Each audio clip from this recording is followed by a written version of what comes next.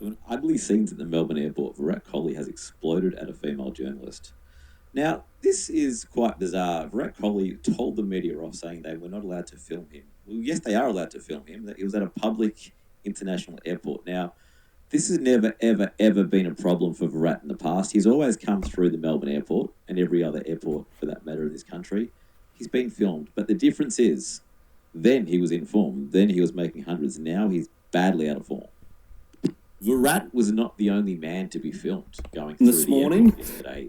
The entire Australian cricket team went through the airport, and as the news footage shows, they were very happy to be filmed. They even stopped and signed autographs for their fans. Unlike Virat Kohli, the Australian players took selfies with the fans, very friendly. So why is the Indian cricket team different? What makes them special? So then came the comical part of the day. The Indian cricket team, fearing for their safety that 5 foot tall female journalists may ask them a question or even film them, they ordered the buses to go onto the tarmac. This is the sort of service that me or you don't get, or even the Australian cricket team don't get. AFL teams don't get this service. NRL teams don't get this service. But the buses pulled up on the tarmac and they were whisked away to safety.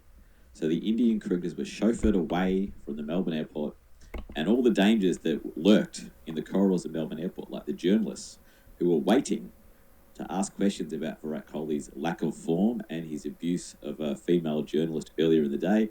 But upstairs, there was an even more comical scene happening. Staff members of the team were being chauffeured by a large security contingent. What an absolute farce. So the Indian cricket team avoided the ordeal of being filmed while walking through the airport, just as the Australian team had done earlier in the day. You now have to wonder what they're going to do for the rest of this series. Are they going to demand that we have federal police surrounding their race at the ground? Are they going to demand a private jet home? Or will they just demand that they again be chauffeured to the door of the plane so they avoid the ordeal of walking through the airport?